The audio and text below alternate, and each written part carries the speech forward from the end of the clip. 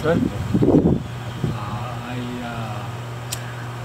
started to go into the treadmill at the gym to do exercise, walking exercise. I used to walk in Colorado 2 hours or 3 hours, one shot, and making 20,000 steps or sometimes more. And I get very exhausted sometimes. But that happens probably 2 times a week or something like that, sometimes 3 times, but not that often. And here, because of the trail, there's no trail in this area here, I cannot walk outside. And I realized that I have to compromise, and so I had to do a treadmill. So every other day, not every day, every other day, I use the treadmill for exercise. And how much I do that is kind of interesting because you know, you used to have those 10,000, 20,000 steps. That's a long steps, a lot of steps. And to do so, you have to use the treadmill about I don't know, 2 hours, 3 hours sometimes, of course. And that's probably not allowed because many people are trying to use the treadmill and you cannot occupy like half an hour or something. But this particular gym is not that crowded, so I think it doesn't matter. You can occupy as long as you like. However, I realized when you do a treadmill, the intensity of the exercise you can change. For example, speed. You can control the speed. For me, it's about 4 miles per hour. That's pretty much my speed there. If I go like a 4.5 miles per hour, I cannot walk. I have to run to catch up. So 4 to 4.3 maybe miles per hour. I think I would do very good. And so suppose that I do the 4 miles per hour and I do that 1 hour time. I make 4 miles. So I wonder how many steps I'm making. And so I have to count, you know, 1/100th of a mile. I can see the counter of the treadmill doing the mile counting. And so the mile counting is that I could do 1/100th of a mile. I can see the counter there, so I can count the steps. So it's about 16, 17, 18 steps there. So suppose I do the 17 steps for 100 miles. So 1/10 of a mile is 170 steps, and so 1 mile is 1,700 steps. So 1,700 steps per mile. So if I do 4 miles, so 4 times 1,700,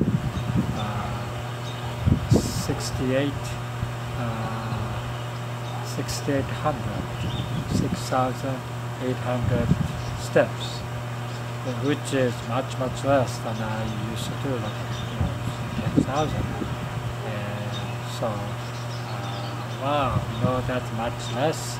However, I increased my inclines to about 2 degrees. Usually I do 2 degrees inclines there. But first, like 15 minutes, I do 2 degrees incline.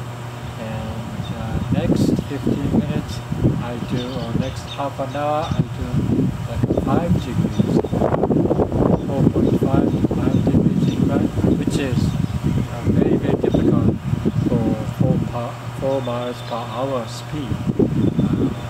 So I have to sometimes hold on to the bar, which is not that good, because if you hold on to the bar, that means you are somebody pulling you, helping you to go forward.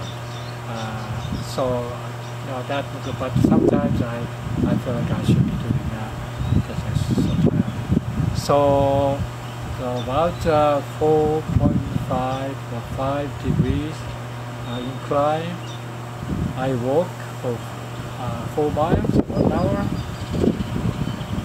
I would say I get so tired after that, after 1 hour exercise, even though I don't get 10,000, or even 7,000. I don't make it, but I feel pretty good. And incline is kind of like if you increase the incline, it becomes so taxing. And as you know, that a treadmill is the same thing as a walking. I have wondered for a long time. Treadmill is a quiver, for walking, because the theory of relativity. If you move forward or the road move rearward, so stationary, but treadmills move downwards. So is that the same thing? I think that's the same thing. I felt, why is that the same thing? For a long time I wondered, because there is a treadmill that would not use the electrical motor to roll that. You kind of use your weight with the incline to go down, go forward to the treadmill. There's that kind of a treadmill existing, which is, I think, superior. However, this particular gym doesn't have that particular treadmill, so I use the regular Quico. I think that's a brand name, Quico treadmill, and that's good enough for me. And I saw today that a Japanese doctor who is describing that in Japan, people who live in a kind of a sloping, lots of steps you have to take, many slopes on the road, like Nagasaki, for example. People tend to live longer, like 5 years longer than the national average. And that means you train yourself in that kind of a walking in a very slopey area. Your exercise benefit is, I think, better. So, wow, yeah, that's a good news. So if I do continuously using a treadmill with some slope, and maybe I could verify the speed and the slope as I do the exercise for 1 hour, and I think that's pretty good there. So that's what I have been doing. And yeah, I think I feel better now, even though I don't have trails to walk around outside. Of course, the trail is much more comfortable to walk, and also scenic, and you don't get bored. But treadmill is pretty much like you are inside the building, and you may have some views when you do a treadmill, because usually treadmill is located by the window, looking out the window, and usually outside window is not that bad. The scenery is not that bad. So I look out and I do the treadmill there. And so I think that's better than, just not doing anything at all, of course, but also even better than walking outside, because walking outside, you don't have any control of the train, And so if the train is flat most of the time, for the trail is most of the time flat. I think considering, I think all the people who walks on the trail, they realize that flat trail is better.